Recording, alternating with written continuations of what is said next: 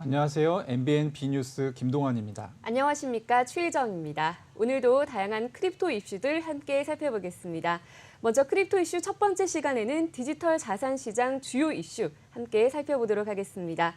한지연 코인데스크 코리아 기자 모셨습니다. 어서 오세요. 네, 안녕하세요. 코인데스크 코리아 함지연 기자입니다. 네, 반갑습니다. 네, 9월 말에 가상자산 업계에 큰 이슈가 있었습니다. 바로 미국 상품 선물거래위원회가 오키다오에 대해서 약 25만 달러 상당의 과징금을 물린 사건에 대해서 얘기를 해보고자 합니다. 먼저 어떤 사건인지 경위를 좀 자세히 설명해 주시죠.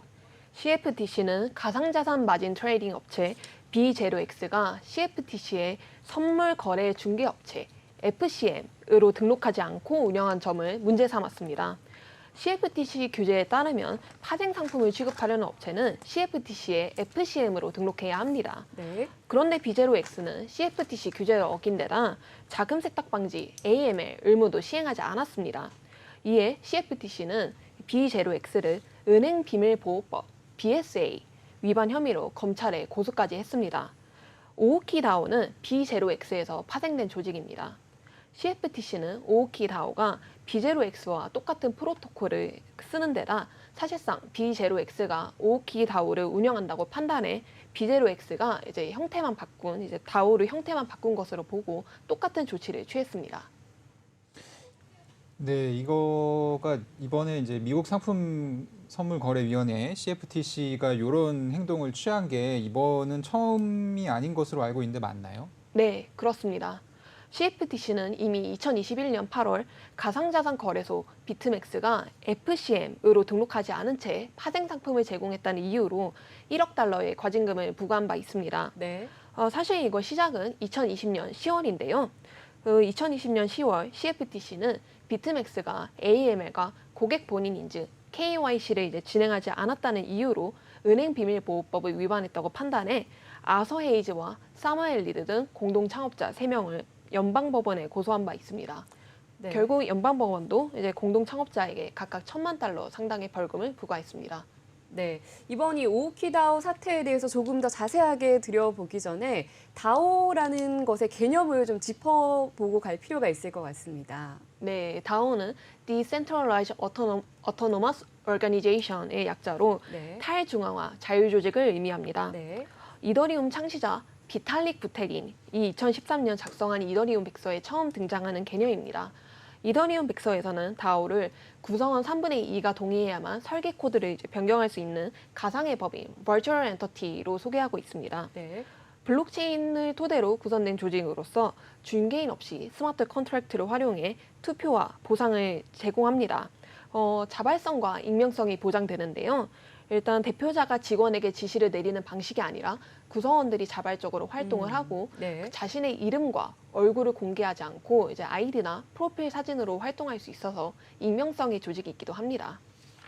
그 말씀을 좀 정리해 보면 네. 그 오키다오라고 하는 탈중앙화 중앙 조직이 있고 여기서 이제 일종의 회사가 할 법한 일들을 진행을 했는데 네. 적법한 절차를 거치지 않은 것이 미국 상품선물거래위원회에 이제 적발이 돼서 25만 달러 정도의 어떤 과징금이 물려졌다는 이런 이제 설명이시잖아요. 네. 근데 제가 궁금한 것이 말 그대로 탈중앙화 조직이잖아요. 다오 같은 경우는 대부분 참여자들도 익명으로 되어 있고 예. 익명의 온라인 조직인데 이거를 어떻게 과징금을 물리거나 고소하는 행위가 가능한가요? 사실 그 질문이 이 사건의 핵심입니다. 음. 다오는 온라인 기반의 익명성 조직이라서 네. 실명의 대표자가 없습니다. 그렇기에 CFTC는 오키다오 안에서 거버넌스 투표에 참여한 구성원 모두에게 출석 요구서를 보냈습니다. 네. 21일 내로 이에 응하지 않으면 채무 불이행에 대한 위험성이 있다고도 경고했습니다. 그런데 그 출석 요구서를 보낸 방법이 상당히 흥미롭습니다. 앞서 말한 대로 다오가 익명성 조직이잖아요. 네. 그러다 보니 금융당국이 그 구성원의 집 주소를 당장은 알 수가 없습니다. 그렇죠. 네, 그래서 이제 CFTC는 다오 웹사이트에 소환 요구서를 게재했습니다. 외신 보도에 따르면 네. 구성원 중 112명 이상이 이미 저 요구서를 확인했다고 합니다. 네. 저 궁금한 게 하나 있는데 네네. 다오 웹사이트에는 아무나 게시물을 게재할 수가 있나요? 원래는 안 되는데 이제 금융당국이다 보니까 이제 좀 올리는 방식으로 된 것 같습니다. 아, 네, 네. 네, 원래는 구성원들만 이제 제안을 올리는 게 가능하죠. 그렇죠. 네. 네. 네, 또 첨언하자면 이제 CFTC는 캘리포니아 북부 지방법원에 온라인으로 소송을 진행할 수 있도록 요청한 상태입니다. 이제 오프라인 출석이 어려우니까 네. 온라인으로 모든 소송 절차를 대신하자 이렇게 어. 요청을 한 것입니다. 네. 그리고 국내에서도 이런 다오에 대한 법적 정의가 정해진 게 있나요? 없습니다. 없나요? 네, 그나마 그 형태로 봤을 때 그 다오가 민법상 조합에 가깝지 않겠냐 하는 법조계 분들의 의견만 있을 뿐입니다. 네. 하지만 조합의 성격을 그대로 적용했을 때도 문제가 있어요. 업무 집행 조합원에 대한 이중 책임 부담이 발생할 수 있습니다. 네. 조합에 이제 채무가 발생한 경우 조합 재산뿐 아니라 이제 그러니까 조합원 개개인의 재산으로 변제해야 하기 때문입니다. 그래서 조합 플러스 조합과 유한 책임 회사가 결합된 형태로 가야 한다는 제안이 나오기도 합니다. 그러면 세계적으로도 아예 법안이 없나요? 아니요, 세계적으로는 이제 미국 주 정부 차원에서 다오 관련 법안이 있습니다. 네. 바로 와이오밍주와 테네시주 이렇게 두 개의 주가 있는데요. 네. 와이오밍주는 2021년 7월 세계 최초로 다오 관련 법안을 마련했습니다. 해당 주에서는 이제 다오를 유한 책임 회사 LLC 형태로 등록할 수 있습니다. 네. 그렇게 등록된 다오는 이제 법인명 말미에 .dao, .dao LLC, .lao 등을 표기해야 네. 합니다. 그리고 실제 이름과 이제 얼굴을 공개한 이제 대표자가 무조건 한 명은 있어야 합니다. 아, 네. 아예 모두가 익명으로 등록을 할 수는 없군요. 네, 한 명은 적어도 이제 대표하는 사람이 있어야 합니다. 알겠습니다. 기자님께서는 이 이슈가 좀 어떤 시사점이 있다 보시는지요? 네, 크게 세 가지가 있는데요. 첫 번째는 이번 사안을 통해 다오에 한해서는 온라인 소송이 진행될 수 있지 않을까 싶습니다. 네. 아까 이제 그 법원에 요청을 했고 아직까지는 이제 그 판단이 나오지 않았지만 이제 다오 구성원들이 익명으로 활동한다는 특성을 고려하면 그런 온라인 소송이 이제 앞으로는 있어야 할 것 같고요. 네. 두 번째는 와이오밍주와 테네시주의 그 노력에도 불구하고 아직까지 이제 미국 정부는 다오를 일종의 무한 책임 회사, 이제 정확히는 한명 회사로 간주하는 듯합니다. CFTC는 애초에 오오키 다오의 거버넌스 토큰을 보유한 모든 사람들에게 이 책임을 물으려고 했다고 합니다. 아, 네. 그런데 추적이 여의치 않았고 또한 이제 그냥 단순히 에어드롭 받은 사람도 있을 거 아니에요. 네. 다오 구성원이 아닌데도 그렇죠. 그런 사람까지 이제 그 문제를 제기할 수는 없으니까 네. 그 투표에 참여한 구성원들로만 그 대상을 제한을 했습니다. 투표에 참여한 구성원들에게 일방적으로 책임을 묻는다는 것도 제가 보기엔 좀 비합리적인 것으로 보이는데. 그렇죠. 예, 상당히 비합리적일 수 있죠. 또 그렇죠. 이게 마치 무한 책임 회사 대상으로 이제 소송이 발생했을 때 네. 모든 사안이 이제 연대 책임을 지는 것과 좀 그렇죠. 비슷하게 갈 네. 수가 있어요. 네. 그런데 이 오오키 다오 건은 미국 사례이긴 합니다만 이제 우리나라에서도 좀 영향을 미칠 수가 있어요. 네. 왜냐하면 우리나라에서는 이미 헌법재판소가 네. 물론 다오와는 전혀 상관이 없는 건이긴 합니다. 뭐 이제 네. 변호사 어떤 그 법률 회사에 관련된 이슈이긴 한데 네. 이미 한 명 회사의 무한 연대 책임이 이제 대상자의 재산권 침해를 최소화한다 이렇게 네. 판단한 적이 있고요. 네. 또 세 번째, CFTC가 가상자산 업계의 규제 칼날을 들이댔다는 점입니다. 네. 그동안 이제 미국 증권거래위원회 SEC가 뭐 리플이나 BNB 등 이제 가상자산이 미등록 증권인지 보는 움직임 때문에 CFTC의 움직임이 상대적으로 묻혔잖아요. 네. 네. 그러다 이번에 과감한 액션을 보인 것입니다. 게다가 CFTC가 다오의 특성을 고려하지 않고 일종의 중개인으로 본 것인데요. 이 때문에 메이커다오, 스테이블 코인 다이의 발행사죠. 그 메이커다오의 볼트 역시도 규제에 걸릴 수 있다 이런 전망이 나오고 있습니다. 네. 이용자들이 볼트를 담보로 최대 3배까지의 이제 레버리지를 걸어서 가상자산을 대출받을 수 있는데 네. 이것을 이제 CFTC는 다오가 직접 이제 그 파생 상품을 제공했다 이렇게 볼 수도 있기 때문입니다. 아, 네. 네, 그리고 한 가지 더 궁금한 점이 앞서 언급하셨던 이 CFTC의 행위에 대해서 업계 반응은 좀 어떨까요? 네, 업계에서는 굉장히 이제 비판이 거셉니다. 네. 특히 이제 가상자산 리서치 업체 델피 디지털 랩스의 법률 고문 가브리엘 샤피르가 이거에 관련돼서 트위터를 많이 올렸는데요. 일단 처음으로 그 CFTC가 다오를 이제 당사자로 봤다고 보는데 이제 가브리엘 샤피르는 다오는 이런 어떤 선물이나 파생 상품 거래 그 당사자가 아니라고 지적을 했습니다. 또 네. 그리고 이런 CFTC의 그 움직임 때문에 결국에는 완전히 사람이 들어가지 않는 진짜 순수하게 AI로만 작동하는 이제 다오가 있어야겠다까지 조롱을 했는데요. 네. 왜냐면은 사실 투표에 참여했다는 이유로 이 피고인이 됐다는 게 굉장히 당황스럽잖아요. 그렇죠. 그러니까 결국에는 이것이 다오에서 투표에 참여했다는 행위 자체를 이제 불법으로 보는 것이기 때문에 매우 좀 좋지 않은 결정이다. 이런 의견들이 나오고 있고요. 네. 네, 그 코인데스크 US도 이것에 대해서 문제를 제기한 바 있습니다. 네. 아까 말했듯이 이제 CFTC는 이제 단순히 그 거버넌스 토큰을 가진 사람들까지 이제 그 다 책임을 물으려고 했잖아요. 네, 코인데스크 US도 이거는 굉장히 좀 우스꽝스러운 일이다라고까지 그렇죠. 지적을 했습니다. 네. 네, 그리고 방금 우리가 얘기했던 이 주제에서 FCM이 나왔었는데 FCM에 대해서도 우리가 짚고 넘어가야 될 것 같습니다. 먼저 정의에 대해서 좀 설명해 주시죠. 네, FCM은 이제 Futures Commission Merchant의 준말로 네. 선물 거래 중개 업체입니다. 네, 미국에서 이제 파생 상품을 제공하려는 그 업체들은 CFTC에 FCM으로 등록해야 합니다. 네. 그렇지 않으면 아까 뭐 비트맥스나 이제 오오키다오 건처럼 이제 네. 불법으로 이제 판단이 될 수가 네, 있고요. 네. 그 조건으로는 조정순 자본, adjusted, 뭐 net capital 이 뭐 100만 달러 이상 유지 등의 조건을 충족해야 FCM으로 등록이 가능합니다. 네. 이 미국 내 가상자산 파생 상품을 이제 CFTC에 등록을 해야 된다. 이런 의미로 생각을 네. 해보면 되겠죠. 네. 지금 현재 시장에서 대표 주자는 누가 있을까요?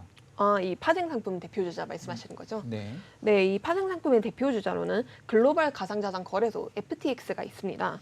그 FTX는 미국에서 이제 제도권 사업자로 FTX.US를 따로 두고 있는데요. 네. 네. FTX US는 그 좀 간접적인 형태로 이제 그 FCM 라이선스를 획득했어요.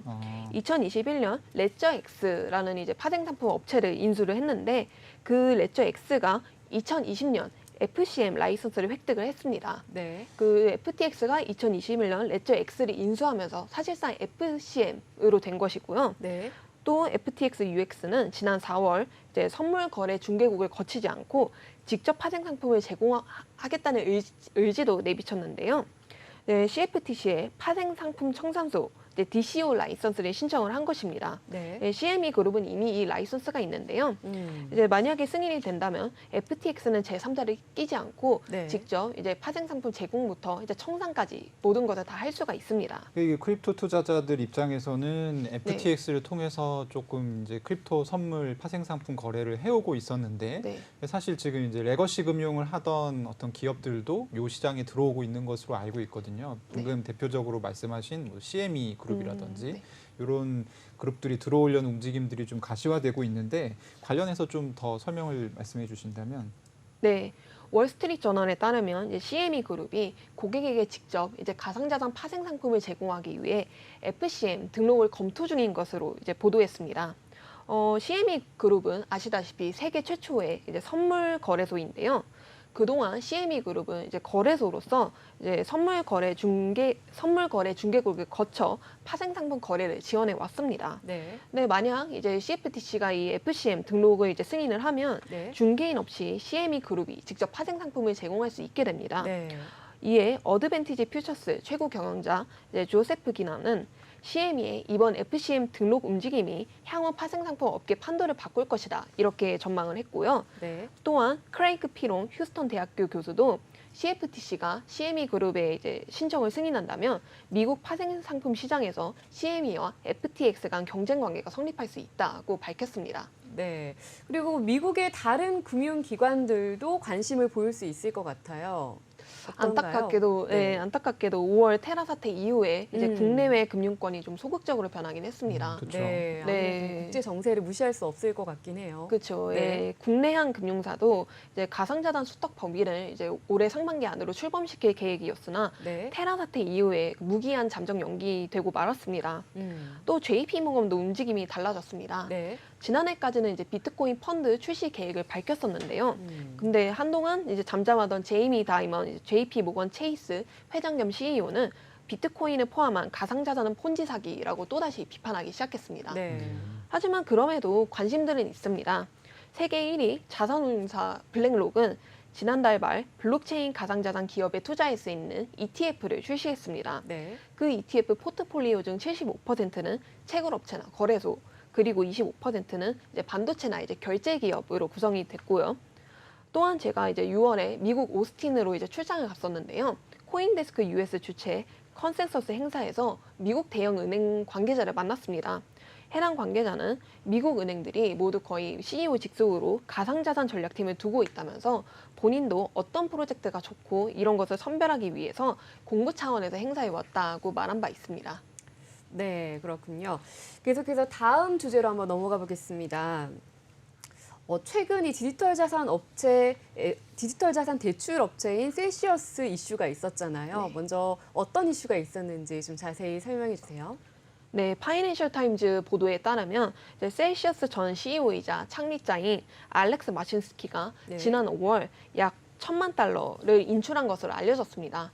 문제는 이것이 셀시어스가 이제 고객 자금 인출을 중단을 했는데요. 그게 6월이었는데 네. 그게 발생할 일주일 전에 이렇게 자금을 빼낸 것입니다.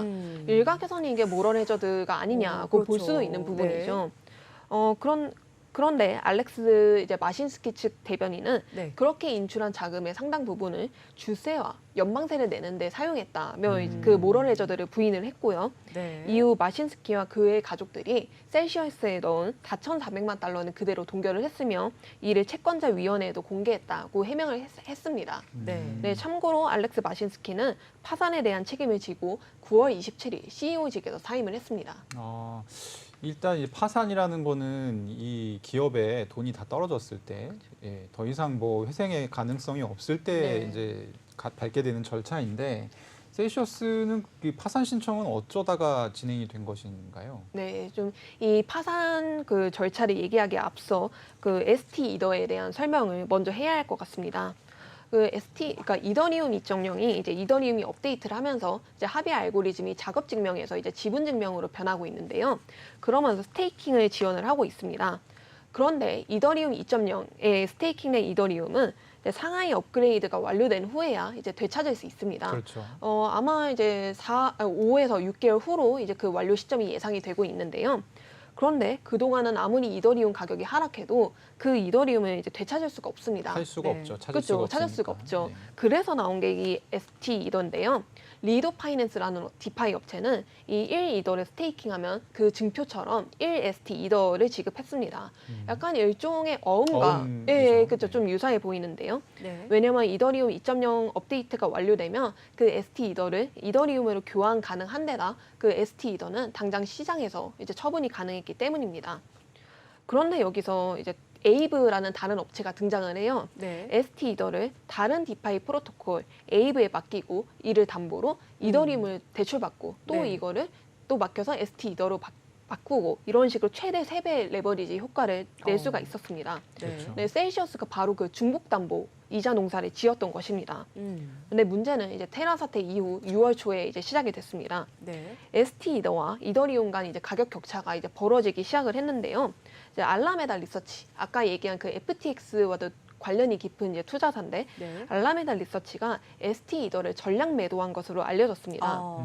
이것이 이제 테라 스테이블 코인 예. UST 디패깅 때 이제 공포를 떠올리게 하면서 네. ST 이더 가격이 계속 떨어졌습니다. 네. 이로 인해 이제 셀시어스가 에이브에 담보로 맡긴 ST 이더가 이제 대량으로 청산되면서 이제 손해를 봤습니다. 여기다 청산이 되는 거는 진짜 완전히 없어지는 거예요. 그 가치가 빵. 네. 이제 그 거래소가 다 뺏어가는 거잖아요. 네. 예. 네, 그렇기 때문에 손해를 크게 봤습니다. 네. 거기다가 이제 셀시어스가 그 전에 그 셀시어스 스테이킹 대행 업체가 이제 네. 프라이빗 키를 분실했다는 그런 의혹이 있어요. 그렇죠. 네, 그래서 이로 인해 이제 셀시어스가 35,000 이더리움을 분실했다는 의혹도 제기됐습니다. 네. 악재가 이제 겹쳐서 예. 결국에는 지급불능 상태가 되어버린 것입니다. 그렇죠. 예, 이 셀시어스 사태에 대해서 듣다 보니까 정말 말씀하신 대로 이 5월의 테라 루나 사태와 상당히 유사하다는 느낌을 많이 받고 있거든요. 네. 이 두 사태의 차이점이 있다면 어떤 차이점이 있을까요? 그렇죠. 아무래도 이 그 디패깅이란 단어 때문에 이 네. UST 사태와 이 ST 이더 사태가 되게 비슷해 보일 수는 있는데요. 네. 사실 그 시발점도 좀 비슷해요. 네. 왜냐하면 그 스테이블 코인 유동성을 공급하는 탈중앙화 거래소 그 커브 파이낸스에서 이더리움과 ST 이더 교환 비율이 깨지면서 이 사태가 시작됐기 때문입니다. 네. 근데 다만 차이점은 ST 이더는 스테이블 코인이 아닙니다. 그렇기 때문에 꼭 ST 이더의 가치가 이더로 고정되는 것은 아니에요. 네. 그러니까 뭐 당연히 수요와 공급에 따라서 ST 이더 가격이 얼마든지 달라질 수 있는 거고요. 그런데 이미 이제 투자자들이 UST 사태 때 이제 디패깅 공포를 겪었잖아요. 네. 그러다 보니까 여기 비율이 깨졌다. 이거 디패깅이다. 가격이 떨어질 거야 하면서 공포감의 ST 이더를 대량으로 판매하면서 이 사태가 가속화가 됐고요. 그런데 또 다른 차이점은 이제 UST는 그 알고리즘 자체가 완벽하지 않았습니다. 네. 또한 그 담보물인 이제 루나도 이제 변동성이 심하기 때문에 그 사태가 커진 것인데요. 그 테라 재단은 그 테라 사태 때 그 UST 가격 방어를 위해서 이제 담보물이 되는 루나를 그 대량으로 발행을 했습니다. 이 구조가 루나를 발행하고 그만큼의 UST를 소각을 하면 UST 공급이 감소가 되잖아요. 그렇죠. 네. 그래서 수요가 일정하면 UST 가격을 끌어올리는 구조입니다. 그래서 원래라면 그 메커니즘이 제대로 작용을 했는데 네. 워낙에 그때 가격이 떨어질 때잖아요. 네. 루나를 많이 발행을 하다 보니까 루나 가치가 폭락을 했고, 근데 그러다 보니까 사람들이 더 공포감을 느껴 더 이렇게 담보물이 완전 가격이 네, 엄청 네. 떨어진 거예요. 그러다 보니까 UST 가격 방어 자체가 안 됐던 거고요. 하지만 이와 달리 ST 이더는 그 담보라는 표현은 사실 적절치 않은데 네. 그 가치가 연동이 된다고 여겨지는 이더리움 자체에 문제가 있었던 것은 아닙니다. 네. 말씀을 좀 정리해 보면 그 루나 같은 경우는 실제로 담보가 되는 코인의 가치에 문제가 생겼던 상황이고, 네. 그렇습니다. 그리고 이제 셀시어스 사태 같은 경우는 이 ST 이더의 어떤 담보물인 이더리움 자체에는 아무 문제가 없는데 이 시장의 공포 때문에 사실 시장 가격이 크게 하락을 하고, 여기서 또 연쇄적으로 청산이 일어나고, 이런 부분 때문에 금융 불안정성이 야기가 되고, 이렇게 돼서 결국에는 셀시우스의 어떤 파산으로 이어지는 그런 전개였던 것으로 지금 설명을 해주셨는데요. 네. 네. 마지막 질문입니다. 그 셀시어스를 두고 다단계 논란이 있었다고 네. 하던데 이건 뭐 어떤 내용인가요? 네, 맞습니다. 지난 8월 이제 셀시어스의 스테이킹 디파이 서비스를 제공하던 키파이라는 업체가 있거든요. 네. 그 키파이가 셀시어스는 다단계 조직이라며 소송을 냈습니다. 셀시어스가 높은 이율을 약속하면서 이제 신규 투자자를 이제 끌어모은 후 그 신규 투자자로부터 받은 돈을 이제 먼저 가입한 사람들의 돈을 갚는 폰지 사기 형태로 이제 운영했다고 한 운영했다는 것입니다. 거죠. 네, 그렇게 이제 그 소송을 냈고요.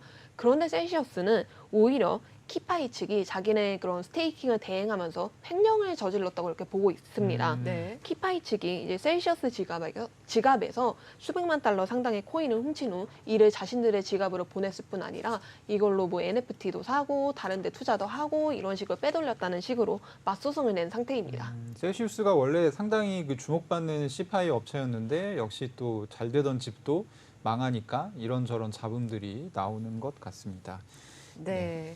네, 오늘 다양한 디지털 자산 이슈들 함께 살펴봤습니다. 오늘 말씀 감사드립니다. 감사합니다.